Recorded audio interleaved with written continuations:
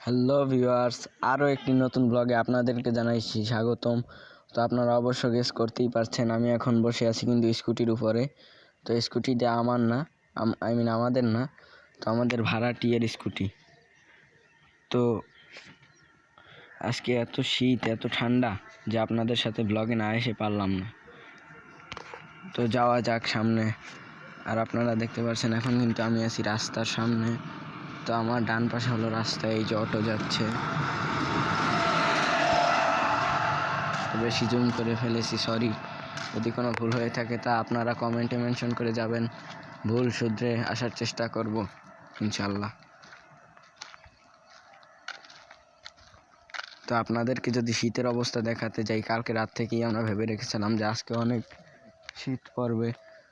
তো আল্লাহ যা করে ভালোর জন্যই করে, তা নিয়ে কিছু করার নেই শত শীত পড়লেও।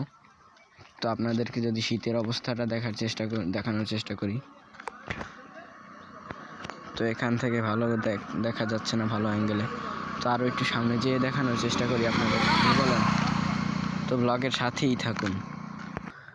তো ভিউয়ার্স, এসে পড়লাম কিন্তু একটি বেস্ট অ্যাঙ্গেলে। তো এটা হলো আমাদের মরিচবুনিয়া সালিহিয়া দিনিয়া মাদ্রাসা। তো এই জায়গায় যদি দেখানোর চেষ্টা করি, এই জায়গায় এক দাদু রস নামাচ্ছে। তো আমরা জানি শীতের দিনে কিন্তু খেজুরের রস অনেক ফেভারিট। তো সে 2-3 জায়গা থেকে নামিয়ে আসছে, এই যে দেখুন রসের বোতল। তো সে যদি গাছ থেকে নামে তাহলে তার কাছ থেকে কিছু জানার চেষ্টা করব যে খেজুরের রস কিভাবে তারা কাটে বা কী করে। তো ব্লগের সাথেই থাকুন। তো ভিউয়ার্স, প্রায় কিন্তু সেই দাদু গাছ থেকে নেমে গেছে। তো এখন তার কাছ থেকে জানার চেষ্টা করব যে কিভাবে তারা রস কাটে বা কী করে। তো ব্লগের সাথেই থাকুন। তো দাদু, আপনি তো বরিশাল বিভাগের পটুয়াখালী জেলায় অবস্থান করছেন না? তো শীতের দিনে অনেক ফেভারিট রস। তো এই রস কাটার কার্যক্রম আপনারা কিভাবে করেন একটু যদি বলেন। হ্যাঁ, শুকাই 1 সপ্তাহ শুকাইয়া গাছে পাইপ দিয়া এবার রস নামাই, রস নামাইয়া আবার জাল দিয়া মিঠা করে, কেউ পাতলা কেউ খায়, হ্যাঁ, কেউ কাঁচা খায়। তো কোনটা বেশি মজা লাগে? মজা লাগে, মজা কাঁচা এককালে তরু তাজাটা মজা লাগে। হ্যাঁ, তরতাজাটা মজা লাগে। যদি ভালো পহেলা 2-3 দিন কাটে, 2 দিন কাটে, 2 দিনের মিডিয়াও ভালো হয়। এই যে একটা দাদু দেখতে পাচ্ছি, সে মনে হয় তার গরুকে ফ্যান মার খাইয়ে এসেছে।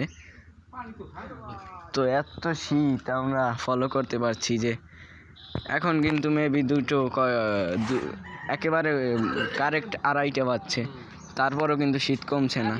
আশেপাশে শুধু কুয়াশা আর কুয়াশা। যদি এই সাইডে বিলটা ফলো করি আমরা, যে দূরে যে যত জমি করি না কেন, শুধু কুয়াশা আর কুয়াশা, কুয়াশার কোনো শেষ নেই। তো আমরা তো দক্ষিণবঙ্গের মানুষ, আমরা ভালোই আছি। উত্তরবঙ্গের মানুষের অবস্থা কি আপনারা কমেন্ট করে জানাবেন।